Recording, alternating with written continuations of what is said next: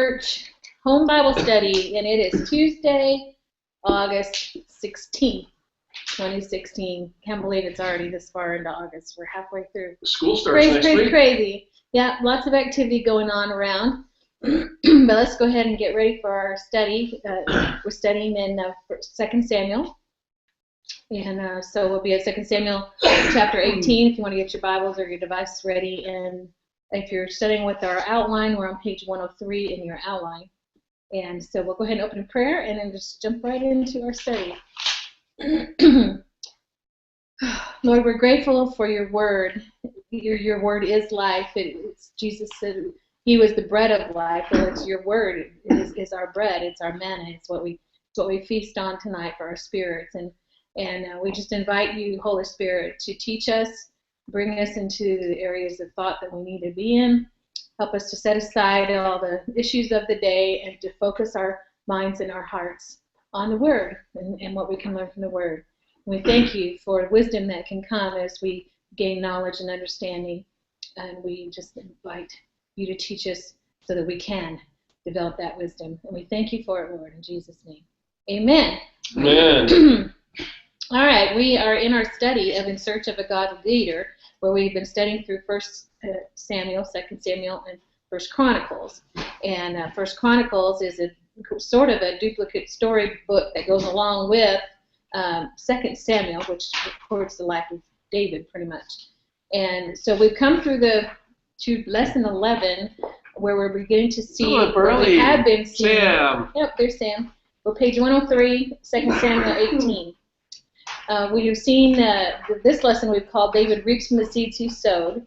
After all of his stuff with his sin that he committed with Bathsheba and everything there that happened in the previous chapters, we got into this lesson where we've seen how David begins to reap from the seeds he sowed and that sin, and how that sin carried a heavy price and heavy consequences. And so even though he was the man after God's own heart, he still wasn't perfect. And when he did sin, the consequences of the sin began to come. Now Nathan, we had read back in our earlier lesson that Nathan the prophet had come and told David what was going to happen as a result of David's sin. And one of the things that he said was that the sword would never leave your house. And David began to see it come to pass shortly after that. We've read through from the beginning of this lesson how David's oldest son was all enamored with David's daughter Tamar, and he works out a situation where he can rape her, and he does. And Tamar goes to her brother Absalom in total shame, and Absalom wants justice, but David does nothing. So he expects his dad to take care of this, right. And Dad did not come through. He did not. And instead, he mourned his firstborn, the death of his firstborn, because Absalom turned around and killed him a couple of years after the incident took place. So he was seething for a long time. He was bitter, and that hate and anger seethed for 2 years, and he finally had it acted on it. He then runs, knowing that he could be in trouble. He runs to his grandfather, who was the king in Geshur, because David had married the princess as one of his wives, his princess bride there, I guess. And so this king of Geshur was his grandfather by blood, and he stays there in hiding for 3 years.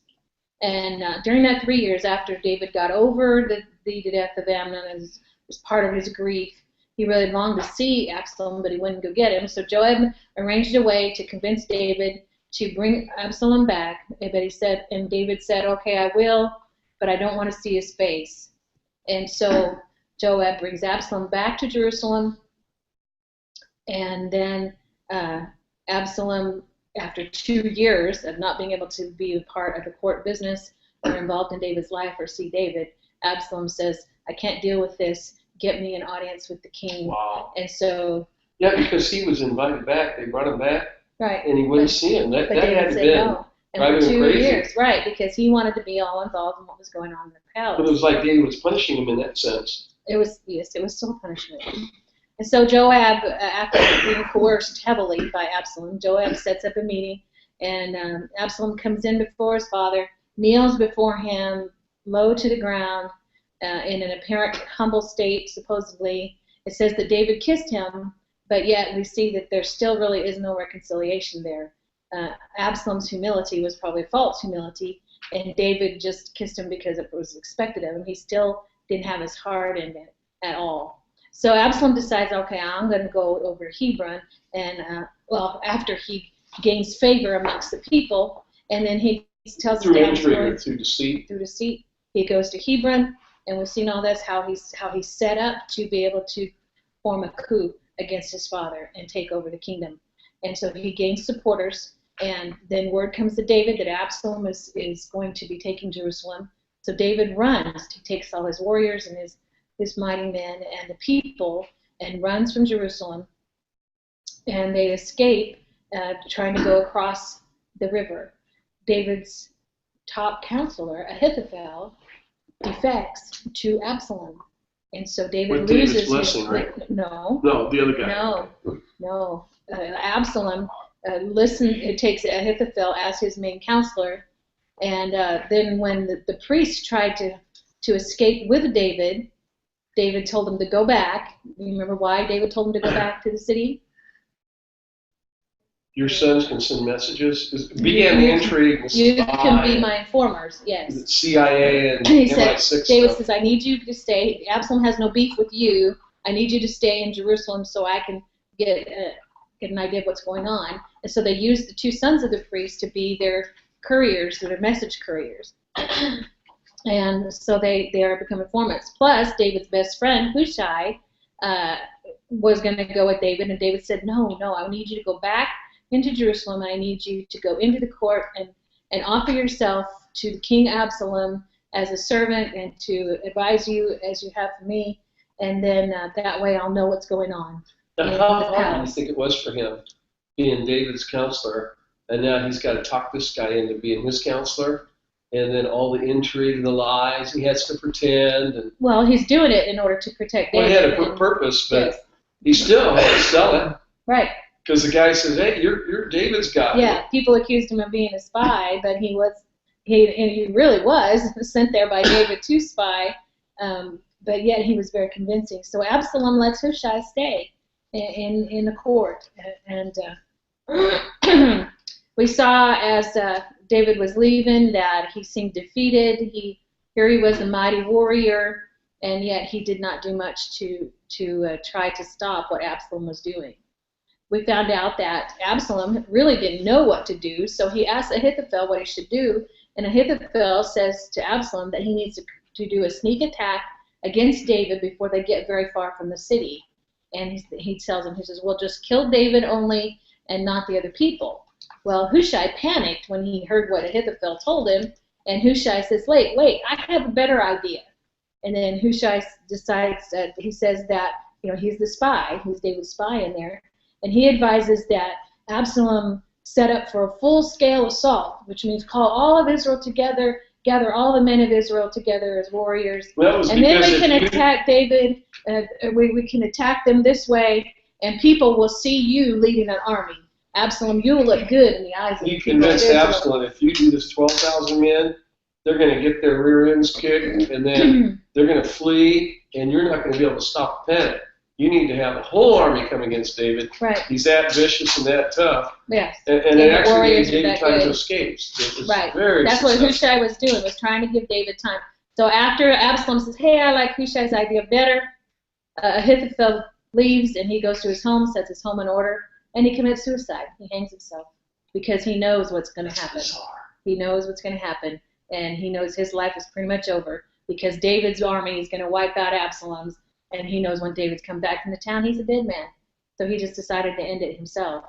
And then Hushai, he sends a messenger to David and tells him, get across the river as fast as you can, and because he's gonna try to do an attack. If he doesn't take my advice, then he's gonna come after you in a sneak attack.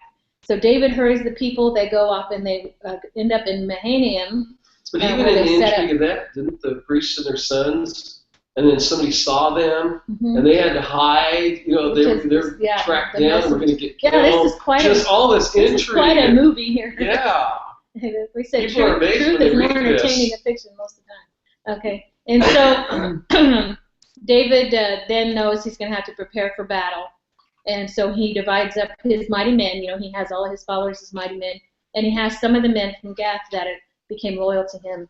And they determined that they're going to go to battle against Absalom.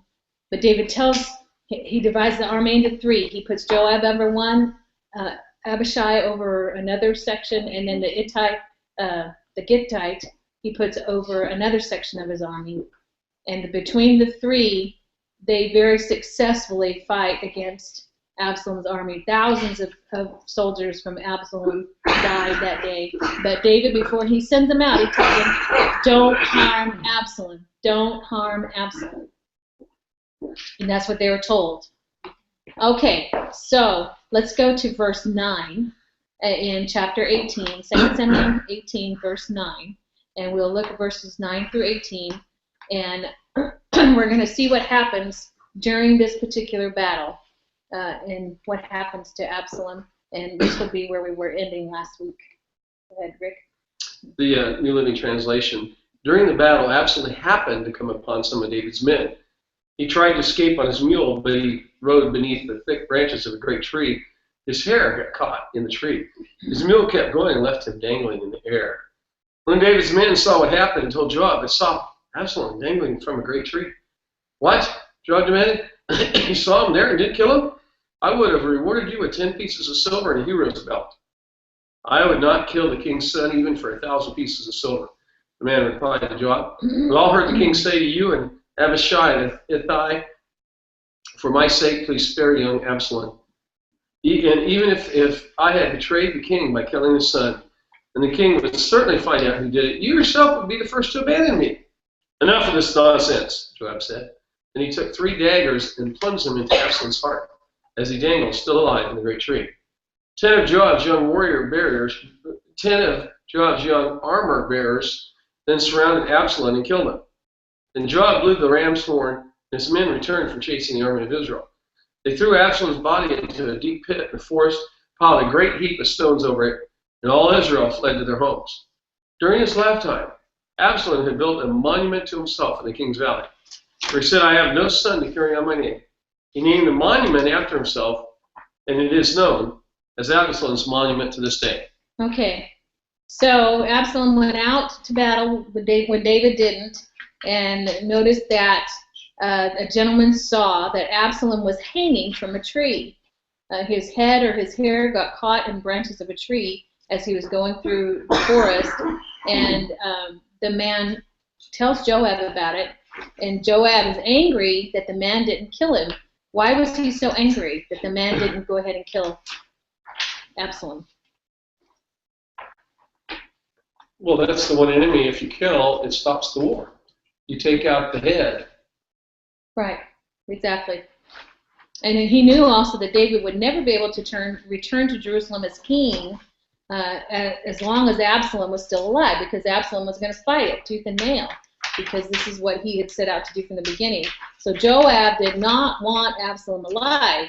And so what did he do? Even though Absalom was still alive, hanging from the tree, what did Joab do? He goes to kill him himself. Why did he obey he took David's 3 command? daggers, because Joab always thinks he knows better than David. And he's thinking as a military commander, because as a military commander, if you got to he knew that the bloodshed would never stop as long as Absalom tried to continue to rule over Israel. And so he was thinking in his mind that he was saving the lives of Israelite people. Jess, you had an idea on that? Your face just kind of went. You don't get that? I guess I understand, but it's like still you disobeyed directly the king's order. You don't think you're going to have some sort of consequences for those actions? Right. Well, remember David's had trouble with him before. If he says, "Where's Absalom?"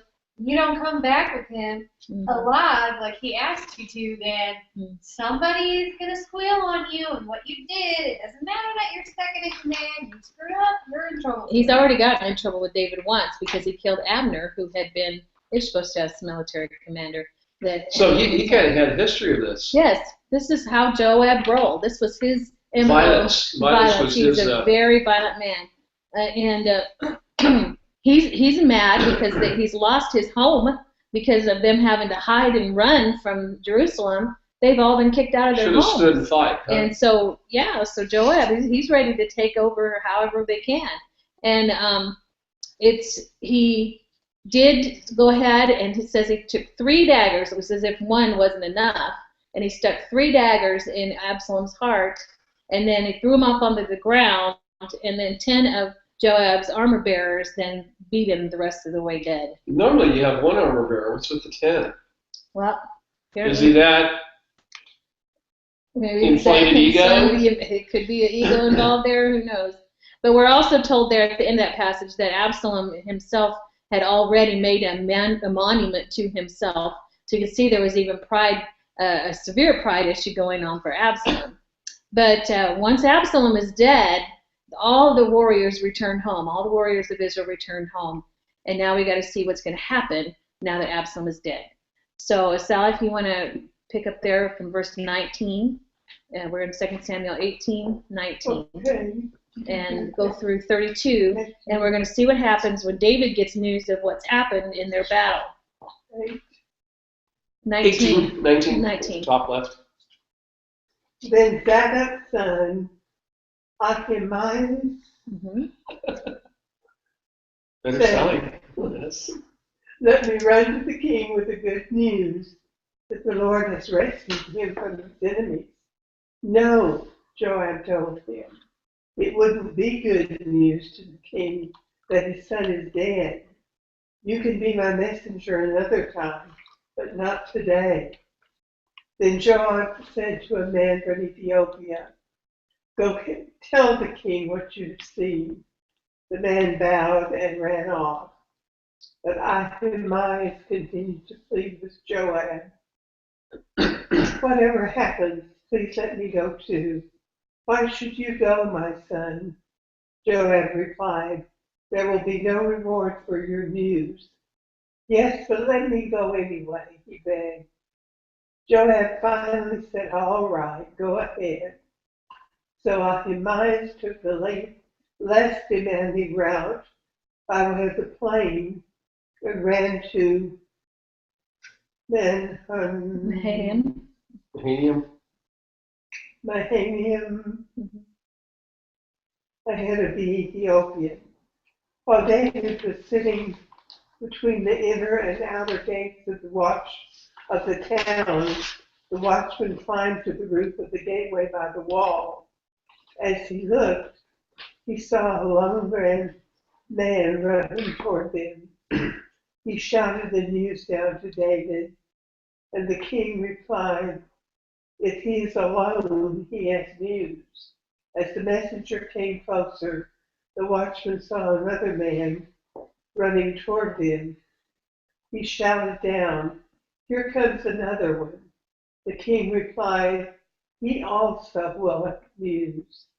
The first man runs like Ahimaaz, son of Zadok. The watchman said, he is a good man and comes with good news, the king replied. Then Ahimaaz cried out to the king, everything is all right. He bowed before the king with his face to the ground and said, praise to the Lord your God, who has handed over the rebels who dared to stand against my lord the king. What about young Absalom? The king demanded. Is he all right? Ahimaaz replied, when Joab told me to come, there was a lot of commotion, but I didn't know what was happening. Wait here, the king told him. So Ahimaaz stepped aside. Then the man from Ethiopia arrived and said, I have good news for my lord the king.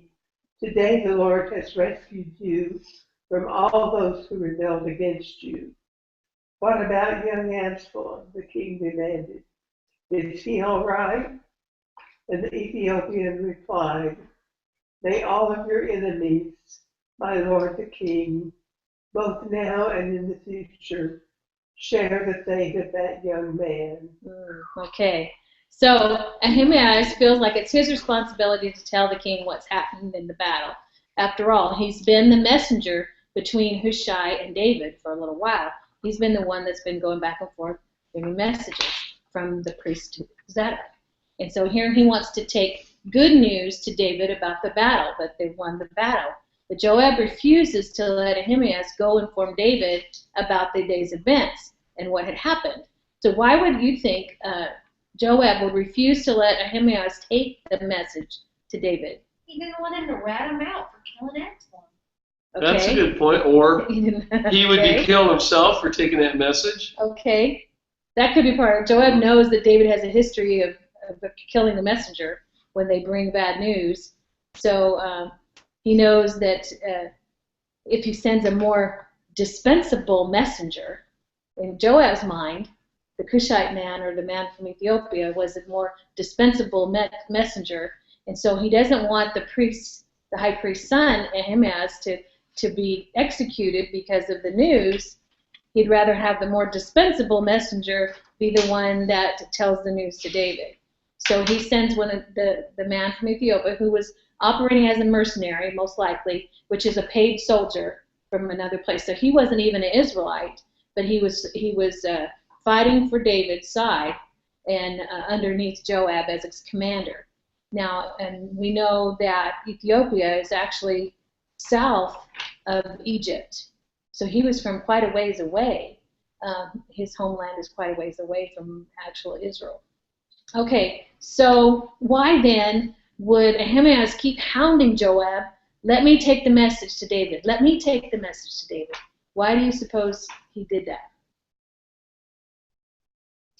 Any ideas? We're not told why, but I just wanted to know if you have any ideas of why he might be the one. You want to finally be able to bring him good news about something that went right. Okay. Or hey, it's finally over. Yes, I kind of think that too. That he This just kind wanted of to be the shows one to you tell him. the difference between David and Joab, because this guy wanted to take good news that Israel was being defeated, but he didn't know about Absalom yet. And, Joab said no, and he keeps begging him. And finally he gives in, go, you won't get rewarded for this news. And he didn't care about the reward. Mm-hmm. He's wanting to bring good news that the battle looks to be won, but he didn't know about Absalom. Now, for all this time, remember, he's been one that's been going back and forth between the palace and the temple, or the tent of meeting where the priests were operating. This is the priest's son, okay? And Ahimaaz is Zadok, the priest's son. He's been the one that's been going back and forth, telling the messengers back and forth to David. Hushai has been informing, giving him messages, taking them back. So he's wanting to take the message back to David. Hey, we've done it. We've done it. We've won. We've won against Absalom's army, because they did. He's trying to finish the job. Yes. He's like, I've been doing this whole time. Let me at least be the one to bring the good news. Almost like Joab didn't consider that good news. It wasn't good news until Absalom was killed. In his mind. So this was not really good news, was that? But Absalom being killed wasn't good news to want to take to David. Right, but Joab knew that. But, that was good news. Yes. But finally, once Ahimaaz kept bugging him, finally Joab says, all right, just go. And he ran. He was such a good messenger, such a good runner. He outran the Ethiopian man who was sent. So the Ethiopian was sent first? Yes. I thought the Ethiopian came afterwards. No. He came afterwards. He got there afterwards, but he left first. He left first, and it says that Ahimaaz overcame him? Yeah, he outran him. So this is a race. This is a Didn't also marathon. say that Ahimaaz took the less demanding route. Right, he went through the plains instead of through the forest or maybe a mountainous area. He probably knew a back route from all the messages he'd been That's anyway. possible too. He had a shortcut. He knew a shortcut because he got there first to tell David. And when he got there, now remember, David had taken over the city, or had gone into the city of Mahanaim, and that had been originally the city where Saul's son Ishbosheth had tried to set up the kingdom himself years ago, right after Saul's death. And now David has taken over that city all these years later. And he's sitting between the two gates of the city. Now, Mahanaim was a fortified city, which means it most likely had two complete walls around. There was an inner wall around the whole city, and then there was an outer wall around the whole city, and with the space in between. and oftentimes the soldiers would patrol the space in between, because in case somebody came over the outer wall, then they could protect them from getting through the inner wall into the city. And so David is sitting between the two gates, between the two walls, you know what I'm saying? In that space in between the two gates, he's just sitting there waiting for some sort of knowledge of what's going on in the battle. He has sent out all his mighty men. He sent out all his warriors. He sent out Joab and Abishai and all the Ittai's men as well, the 600 men there. And so he's watching, and he's trying to find out what's going on. And the watchman is up in the tower on the top wall, and he says there's a runner coming. And David asked him, is he by himself or is there several? And the man says he's a lone runner. But why would David think that a lone runner was a good sign? And he says that's a good sign. Why would a lone runner be a good sign to David? Any ideas? Was it because if there were several people, it means they were going to come and try to calm him down and mourn with him? That could be. More likely, he's expecting if things were going bad, that people would be running back to the fortified city for protection. He would think that his soldiers would be coming back to the city to hide if the battle was going bad. So a lone runner, in his mind, meant that a message was coming back to him, and the battle was not going bad. He says it's probably good news because everybody's not retreating and trying to come back and hide. Does that make sense? Yeah, because if things were going badly, the soldiers would be all running back trying to get protection from the fortified city. Okay. And doesn't it seem like with the one runner, unquestionable loyalty to the king, whereas you don't know if there's intrigue with some of the others bringing messages, right, maybe a little distorted or twisted. Of course, we see later that he gets more than this. Mm-hmm. It's other messengers that came. Okay, well, it's interesting to me. I thought it was intriguing that the watchman, when he saw the lone runner, he says he runs like Ahimaaz, the son of Zadok. I was trying to think of how does he know it's Ahimaaz? Well, he's seen him run. He's seen him do this before. Earlier. So the watchman is convinced that this is Ahimaaz because he runs like him, and so we got a message coming. Okay, and so when he comes in, he tells David, everything is great, all is well, because all your enemies that have come against you have been defeated. And then David asks about Absalom's well-being. Of course, he doesn't ask about any of the other soldiers or do we have any other casualties. He just asks, is Absalom still alive? And Ahimaaz, all he tells him is that, well, when I was leaving, I saw a bunch of commotion, but I don't really know all that was going on. So here we see David not as the king, but as the father. Right, concerned about his son, not concerned about the battle. Okay. We know, though, that Ahimaaz knew Absalom was dead because Joab told him Did he really? that he was dead. So why did Ahimaaz lie to David? Or he just kind of He didn't lie. He right. just didn't tell him He just everything. didn't tell him everything. Okay, that's the loophole you like to look for. Yep. Yeah. And so He did not release all the information. yeah. But I'm thinking that Ahimaaz knew because Joab did not want him to have to go. But it doesn't seem like he was there. Yeah, it doesn't seem like he was there. Most of the commentators seem to believe that he knew what had happened. But yet, Or maybe he was telling the truth. Maybe there was commotion. He didn't have exact details. yeah, exactly what was going on. Okay. But in the middle of their conversation, the man from Ethiopia arrives, and so David says, here, just stand over here and let's see if he's got more news. And he wants to get the message from the new runner. And so the Ethiopian, he's just all cheerful, and it's like, yes, we won the battle. The battle has been won. The enemies of the king have been delivered into our hands.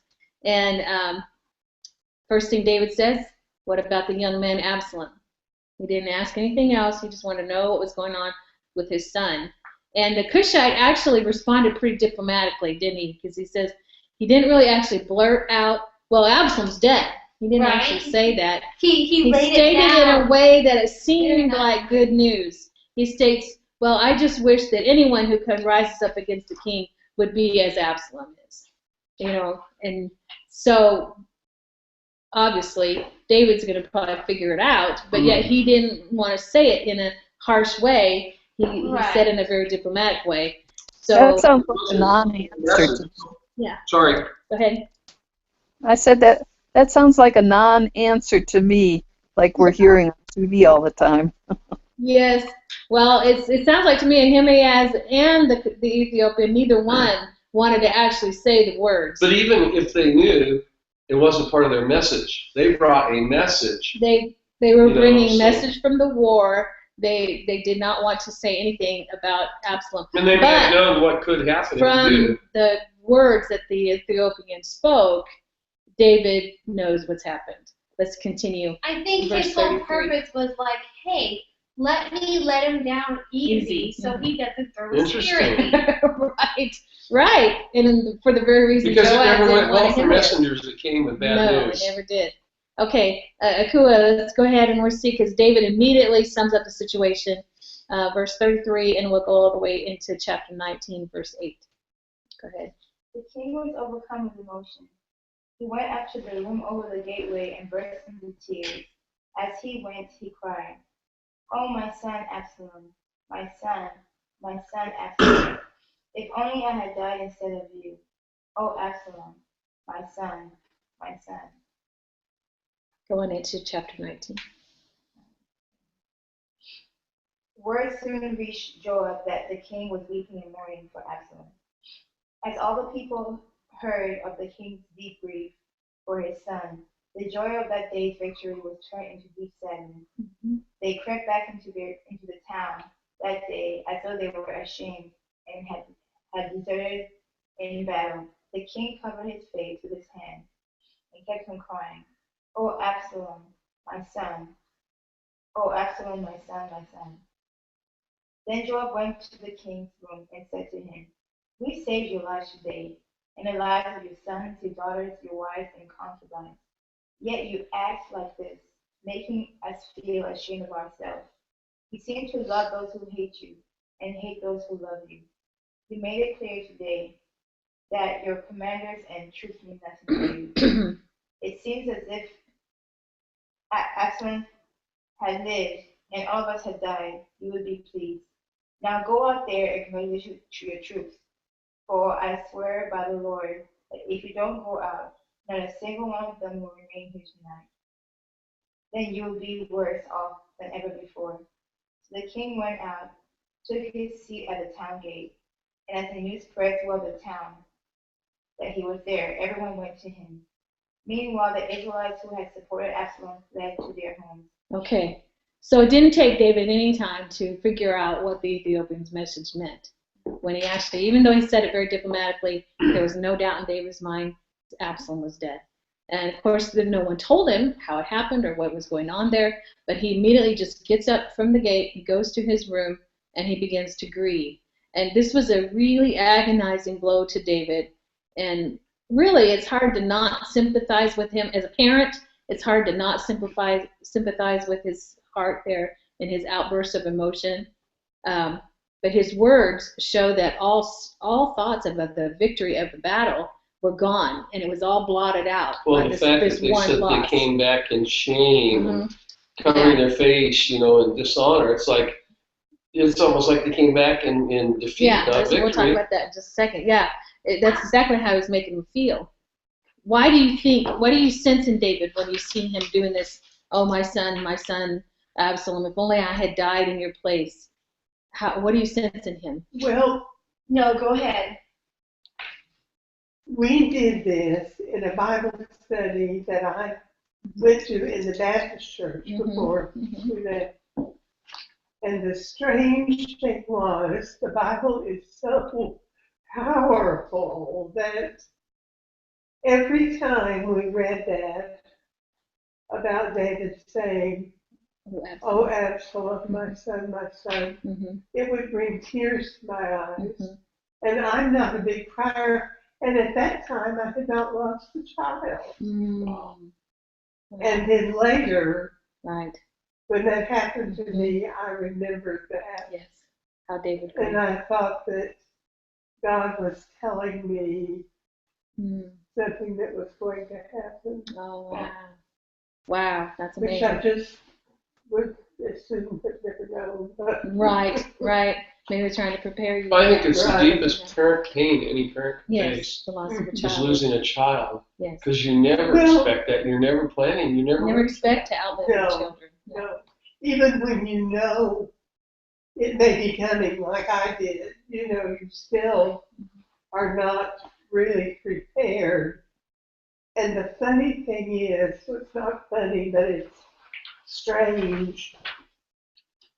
When you look at that child lying in a coffin, you realize that you've not only lost him, you've lost part of yourself, because part of your spirit just slides down right into that Wow. Oh, coffin wow. and goes with him. Yeah. Wow. Does it get easier with time in your Oh, experience? yes, The grace of God. yes, Mhm. yes. Well, praise God for that grace there. But so Yeah. you can understand exactly Oh, yes. what he was saying. Even though the battle was won, that was not good news to him. And it was so compared to the strange loss to of me his that child. it made me cry, because Yeah. I thought, I don't know why this affects me so Mhm. much. Mhm. Now I do, but Right. I didn't know then. Yeah. So one of the things you can see there then is David's love. You were going to say something too about the whole thing, why he was grieving like that. I understand Mhm. that it's a horrible tragedy, but it's not like they were super close. So I Mhm. think this came as a surprise to a lot of people in the city. Your son rebelled. He tried to overtake you. He tried to become king and overthrow your entire, kingdom. It's not like they were the Gilmore Girls, like best friends.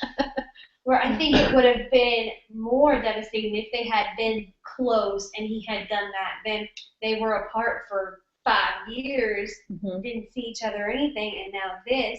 Remember what your son did. He murdered your other son. Right. And I understand that.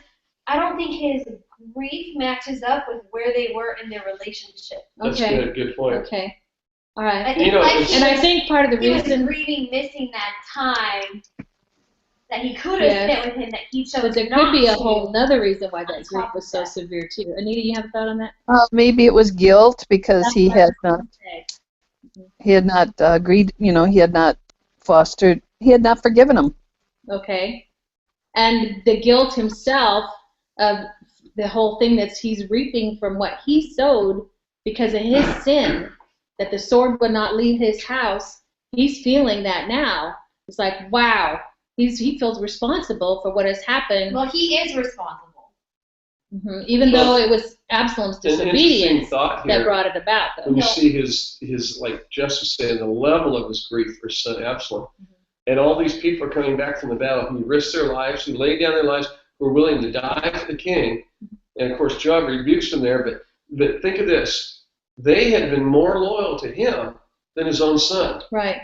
Would he have grieved if they lost their lives? Well, Like he's and grieving that's for what his Joab son. tells So him. that's almost like the unfair thing here. Mhm. We're coming back in shame and seeming defeat Well, for winning a victory. We're sorry your son died, but we laid down our lives and we were willing to die. yeah, but that doesn't help David in a sense Right. because of what No. he's going through over the loss of his son. Did I put a bullet points in your He's single in your focused. thing for this Yes. one? I did. Yeah. No. Oh no, that's the next point. Okay. There's great love for his son, even though his son was wicked. There's sense guilt, like Anita has said, and his feeling responsible for what happened because he feels like that it all started when he did that major sin. That is where it all And that's started. where it all started. He is responsible, and he knew this was coming. It's Yes. not like he should have been completely God had surprised. told him what would come, but yet when it happens, the consequences were tough to deal with. But but also if he's he out- would have taken care of the whole Tamar situation in the first place, and none of this would have It's all right happened if he anyway. had been the father that he should have Yeah. been. Then this would not Well, happen. this is your title of your Yes. message. His daughter Seeds was that David has, He's he's reaping. reaping what seeds he has sown. Mhm. And this is tragic. It is tragic, Um, especially since now when you look at the whole thing. Now he has lost 3 sons: the newborn that was Firstborn? conceived, the Well, the newborn that was newborn, yeah. conceived by Bathsheba, and then he's lost his firstborn Amnon, and he's lost his thirdborn son Wow. Absalom. And his And daughter, essentially. Basically, she's really no longer part of his life, right? So David really is grieved to the core of his being about what has happened in his family, and I think the guilt is a huge part of it, like you were saying. I wonder why he felt so much sadness for Absalom That's what I don't. when he had all the kids. And yes, it was a bad thing, but it seems like he was particularly Right, because he felt it was all his fault. But I isn't think this he an felt interesting responsible point? for it. So often people get focused on their loss, and they get so obsessed and consumed with the loss. They don't realize how much they have left. This is what happens when you see a son or a daughter's been kidnapped or killed, murdered, and then the family becomes so obsessed over that the other children are totally left out. They have no meaning, no context, no sense. They're so, it's like the black hole that sucks the life out of them and all their emotions out of them, and there's nothing left over for anybody else. He still had Solomon, which he says he He's got loves. many He still other has sons. other kids. Yeah, he still has the many. kingdom restored to him. Nita? It was his fault about the first son too, and he cried over that until it was all over with. But he didn't say that he would see Absalom again, No, like the baby. Yeah, and he actually says, David says here, if only I had died in your place. Wow. Now, for him to say that, he's thinking back. Remember, he should have died for his sin. David should have been dead because of his sin, according to the law. But God was merciful and did not let him die. And Absalom But yet should the have baby been died. dead for his sin and sin and sin. Well, and truly sin his sin and sin. But yet Absalom's downward spiral started when David did nothing about the rape of Absalom's sister. There's It all consequences. started. So we're seeing multitudes of consequences snowballing together here. And David does feel responsible. So I think that's why his grief was so deep. Maybe not even as bad as them not being close, because they really weren't close. Absalom was trying to take his kingdom, as much as David is grieving because this all happened because of him.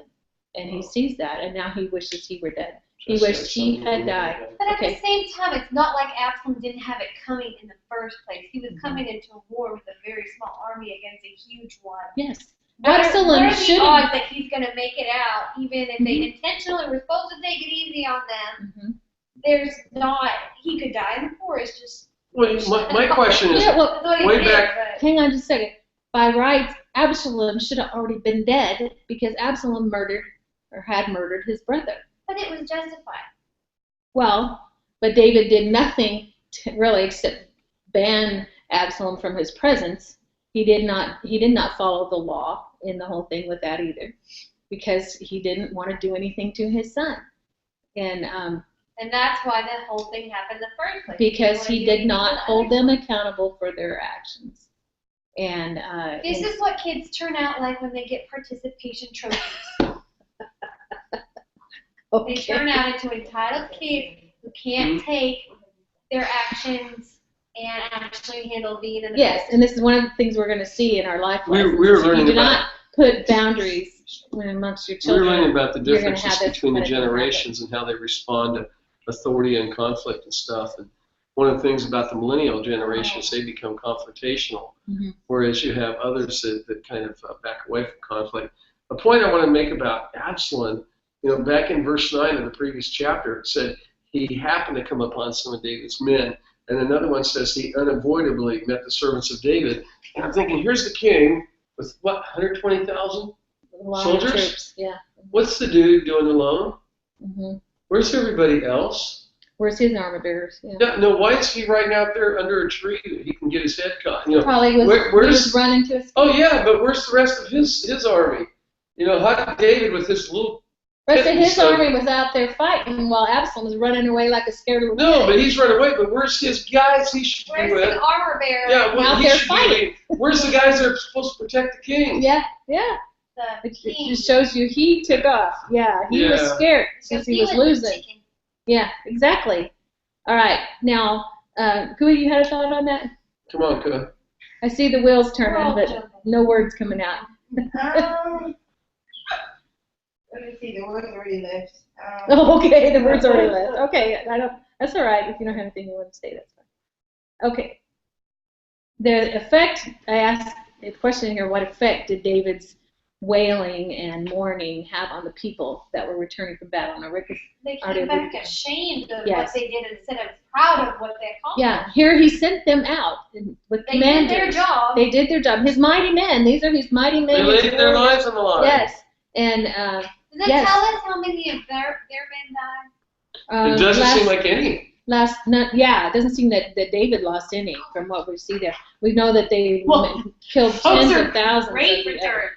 Yes. Okay. So he had to be really convinced not to go out to battle, remember? He wanted to go out to Where you're muffled.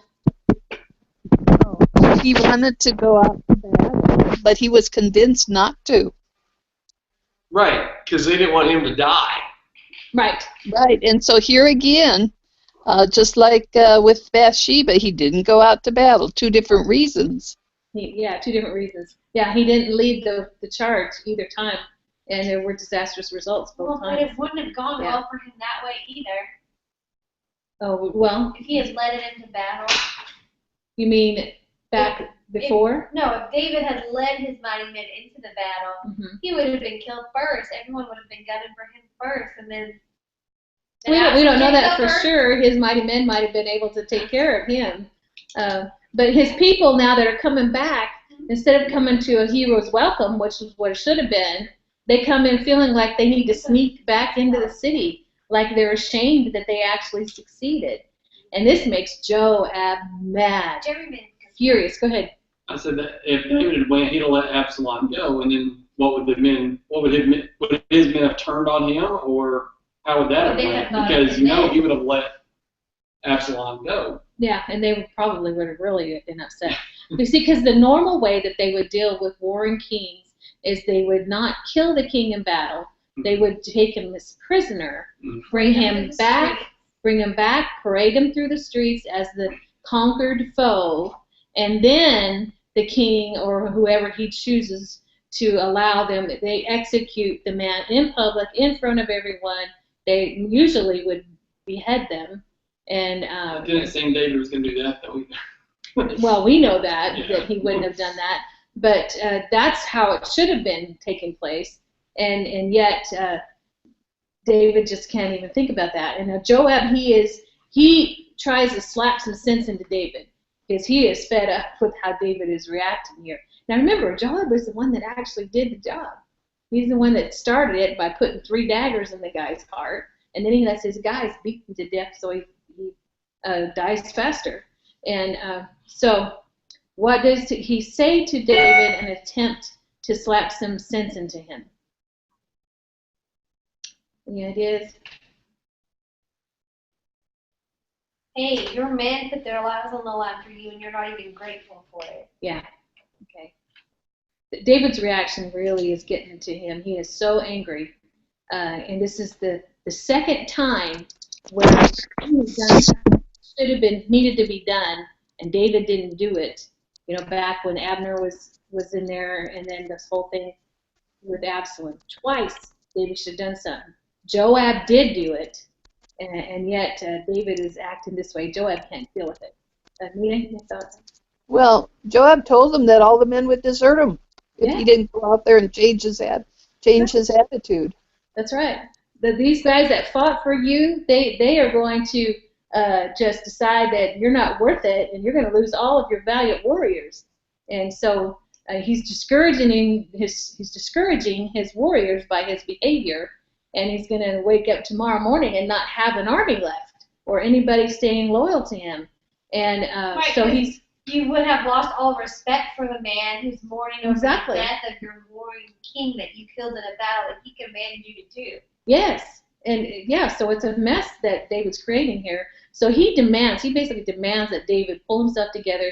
You get out there, you thank your troops for their efforts, and then he says, I swear by God, if you do not do this in the morning, there will not be one loyal servant left. There will no one. And so basically he's talking about himself in that sentence, because he would not be loyal there. And he says, and that would be a worse problem than you've ever seen in your entire life. You don't have anyone left. So really, truly, Joab is kind of telling David the truth, but the attitude that he uses when he's talking to him is not the proper way for a military commander to talk to his king at all. Even though David's his uncle, Joab had no right to talk to the king in this manner. And well, he didn't have any real respect for him, I don't think. No. Well, and past history has already tainted David's view of Joab. Because remember, when Joab killed Abner, what did David do? He turned around and pronounced curses on Joab and Joab's descendants and the rest of Joab's household. And so Joab, standing in the eyes of David, has been diminishing and diminishing and diminishing all the way up to this instant here. But it makes you wonder what David would have done had he known that Joab was the one that had actually killed Absalom. It's crazy. Yeah, does Joab still have the Sheba thing or Uriah thing over David? Yes. It's been years. But... Yes, that is true. Joab does have news or have blackmail info on David, and maybe that's why Joab is still in this position he is in to this day, because Joab is the one that knew that David had commanded Uriah to be put to death, basically, by being put at the front of the lines. He had Uriah killed. So so it's a difficult relationship you got going here. But Joab has a military commander talk like this to the king. There's no way. That's one of those things that would be off with your head kind of thing in most cases. But David, he did do as Joab demanded. He actually did see the logic. He composed himself, went out to the gate, and he addressed the troops, and it brought comfort to the people. It brought some cohesiveness back in. Everybody wasn't hiding away in shame. And then we're told that all of Absalom's army, the men of Israel, went back to their homes all throughout Israel where they had come from. So even though David has won the battle, and now he knows that Absalom is dead, he has to wonder, okay, now what do I do? Most of Israel had aligned themselves with Absalom. He only had his mighty men and the men of Hittite that with him to fight with him for any kind of help.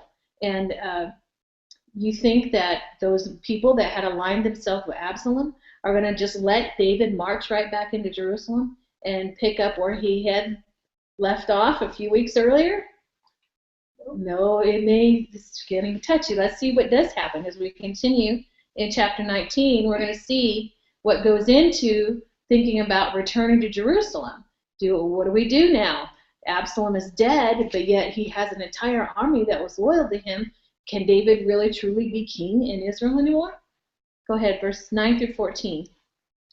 Jeremy. And throughout all the tribes of Israel, there was much discussion and argument going on. The people were saying, "The king rescued us from our enemies and saved us from the Philistines." But Absalom chased him out of the country. Now Absalom, whom we anointed to rule over us, is dead. Why not ask David to come back and be our king again? Then King David sent Zadok and Abiathar, the priests, to say to the elders of Judah, "Why are you the last ones to welcome back the king into his palace? For I have heard that all Israel is ready. You are my relatives, my own tribe, my own flesh and blood.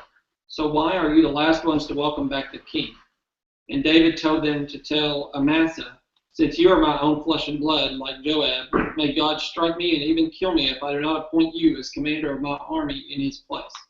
Then Amasa convinced all the men of Judah, and they responded unanimously. They sent word to the king, "Return to us and bring back all who are with you." Okay, so David's political quandary here is kind of weird. He's on the east side of the Jordan, and he stays there for a little while until he can figure out what it's like, the political climate is like back in Jerusalem and Israel. Now, the people throughout Israel, it says, are in an uproar. They were arguing amongst themselves, and they're trying to decide, what do we do now? We anointed Absalom king over us, but now he's dead. But yet, David has been a mighty deliverer. David has fought off our enemies. He's fought off the Philistines in the past, and now he's not even in the area. What are we going to do for a king? They had sworn allegiance to Absalom, and now Absalom's dead. And they come to the conclusion, though. What's their conclusion? We got to get David back. They decide they're left with no one to fight the battles for them anymore, and they need him back. And so this is still a problem, though, for David, because although Israel has asked him back, he hasn't heard anything from the men of Judah. And see, it was a lot of the men of Judah that backed Absalom when he was down in Hebron. And a lot of David's relatives even backed Absalom, thinking David was too old, David needed to be out. And so he decides, okay, I want to send a message to the two priests, Zadok and Abiathar, back to Jerusalem. And he says, you're going to go to the elders of Judah, and you're going to find out why they have not asked me to come back when all the others of Israel have. All the other tribes of Israel had asked him back. He can't understand why his own relatives, his own kinsmen, the men of Judah, hadn't asked him to come back and rule over them. And he's afraid to take a step back into Israel until he finds out what's going on there.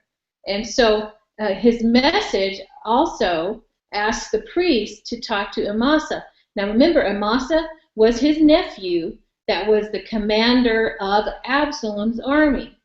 Okay, so this is a nephew, Amasa, who was the commander of Absalom's military. And he swears before God, notice as he tells this to the priest, to talk to the priest, he swears before God that he will make Amasa the new commander of his army in whose place? Joab. Joab's place.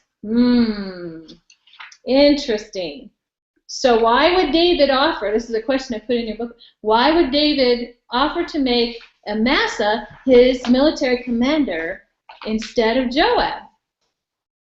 Do you think he found out that Joab killed Absalom? Could. If Amasa is his military commander, then he told him that he won't revolt against him. Okay, it's a political move.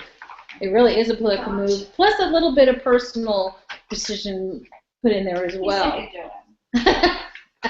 Okay, because offering to make Amasa the commander of the army was going to secure allegiance of Amasa and any of the other rebel forces and would bring them under David's leadership. If Amasa is the leader, then those who were under him before will naturally follow him. That's what he's thinking. He's actually using the same strategy that he used when he originally took over the kingdom. And because remember, he made Abner, who was Ishbosheth's military commander, his own military commander in order to get the allegiance of those that followed him. But remember who it was that killed Abner? Joab. Joab didn't want his position usurped. Okay, but now, looky here. When Cuz is going to come in and take my place. I also think that demoting Joab. Number one, I'm sorry. That was number one. He was going to secure the allegiance of the military with Amasa, those who were loyal to Amasa. But also, I think that he is, even though he did what Joab said, I think he's kind of teaching him a lesson about how his insolence and his attitude. This shows up, like Jess said, he's fed up with Joab and his renegade attitude. And so he's offering to make his cousin to be the military commander, even though he was the military commander of the opposing army. Oh my goodness. So the priests present their case. But Absalom seemed to be just the way he talked to David.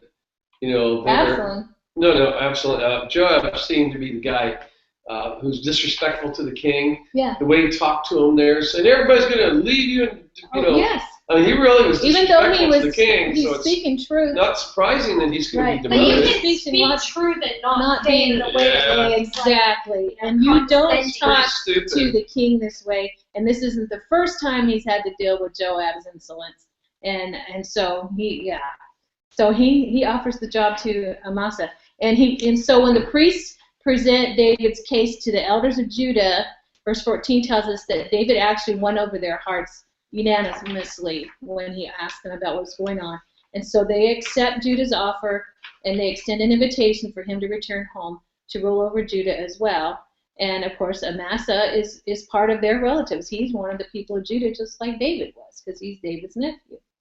And so this was not only just pitting Israel against Judah, this whole thing. It was pitting family against family. This was cousin against cousin. Go down here. nephew against uncle. I mean, it's crazy. Son against father. This is nuts. All of this nuts. Okay, now let's continue on in verse 15 because we're going to see that when David starts to come back and here he's made nice with all the commanders and everything, that some people who didn't do so well, didn't treat him so well when David was running, begin to try to change their tune here. Let's look at verse 19, chapter 19, verse 15, Jess, 15 to 23. Because as he's returning, after he got their permission to return, and he's going to go back to Jerusalem to rule, then he runs into some people on the way. Go ahead, Jess. So the king started back to Jerusalem, and when he arrived at the Jordan River, the people of Judah came to Gilgal to meet him and escort him across the river. Shimei, son of Gera, the man from Bahurim in Benjamin, hurried across with the men of Judah to welcome King David. 1,000 other men from the tribe of Benjamin were with him, including Ziba, the chief servant of the house of Saul, and Ziba's 15 sons and 20 servants. They rushed down to the Jordan to meet the king. They crossed the shallows of the Jordan to bring the king's household across the river, helping him in every way they could. As the king was about to cross the river, Shimei fell down before him. My lord the king, please forgive me, he pleaded. Forget the terrible thing your servant did when you left Jerusalem. May the king put it out of his mind. I know how much I sinned. That is why I've come here today, the very first person in all Israel, to greet the Lord the king. Then Abishai, son of Zeruiah, said, Shimei should die, for he cursed the Lord's anointed king. Who asked your opinion, you sons of Zeruiah? David exclaimed. Why have you become my adversary today? This is not a day for execution, for today I am once again the king of Israel. Then turning to Shimei, David vowed, your life will be spared. Okay, so not only did Judah ask David to return and rule over them, they also sent a huge delegation of people to meet the king and escort him over the Jordan. Now remember, David has all his household, all his children, all his wives, all but 10 of his concubines have been in hiding with him, and in all his military soldiers, their families, everyone. So this is a huge, it's like a roving city of people. We're talking upwards of thousands of people, 2,000-3,000 at least, that were traveling with David. Okay, and but we're told of some specific individuals that meet the king to supposedly to help him across the Jordan. We're told about Shimei. Okay, now remember Shimei? He was the Benjamite that when David was leaving the city, and remember him? He has about 1,000 men under him, and he chased after David and his household when they were running to escape. And remember what he did? He cursed him. He cursed David, and he threw stones at them when they were leaving. This was back in chapter 16. Must have been when y'all were here. Yeah. Okay. Yes, this is when David was leaving the city. This guy was chasing after him, throwing stones at David, basically saying, you're no good, and all these different words he said. And he cursed David and trying to kill him by stoning him as he was leaving the city. Now he comes back. What's his attitude now? He's got a different tune. But you know what? I'm kind of with Abishai on this. This dude cursed you, man. He stepped on you when you're down. Now he's trying to prop you up. I don't buy it. Yeah, well, Shimei knows he's in huge trouble. Oh, yeah. So he falls at David's feet asking for mercy. Good thing he was merciful. And he grovels and grovels before David. And he claims to know that he sinned, and he seeks favor from the king, because after all, I am the first of Joseph's descendants that has come to greet you as you're crossing back into the country. And it's just funny to me, because you can see how the guy probably was a sniveling idiot there on the ground begging for mercy. Because the last time he'd seen David, he was cursing him and trying to kill him by stoning him. This is crazy. Now, what's Abishai's suggestion to David about this whole dealing thing with Shimei? Man's on the ground.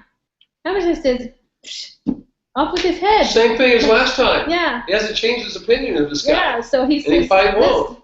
Look, this is the man who's cursed David and threw stones at you when you're leaving. Just decide to kill him. Just kill him. He deserves to die. He cursed the Lord's anointed. He deserves to die. So he's actually protecting the reputation and integrity of the king. Absolutely. Even though it's kind of emotional and extreme. Well, how did David respond to his spirit of revenge, though? No. He almost it's not a rebuked day him. of execution. It's a day of joy. So He you said extends mercy, Uriah. yes, and he does not allow Abishai to kill Shimei. But He Abishai doesn't was allow it. Joab's brother, right? Yes. Okay, so now he says that he's going to put Amasa in as commander instead of Joab, and now Abishai wants to murder this guy who cursed David, and David he is fed up. So he's, what am I going to do with you, you sons of Zeruiah, my sister's sons? What am I going to do with you? They're always willing to kill. They're always ready to have no mercy. They're It's like always Jacob's out kids, huh? for revenge, always. And he says, what am I going to do with you?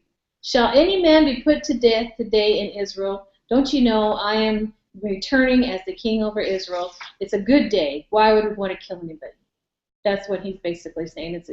This is a day where we're not going to do any more killing. So he extends mercy, and he swears that Abishai will not be allowed to kill Shimei.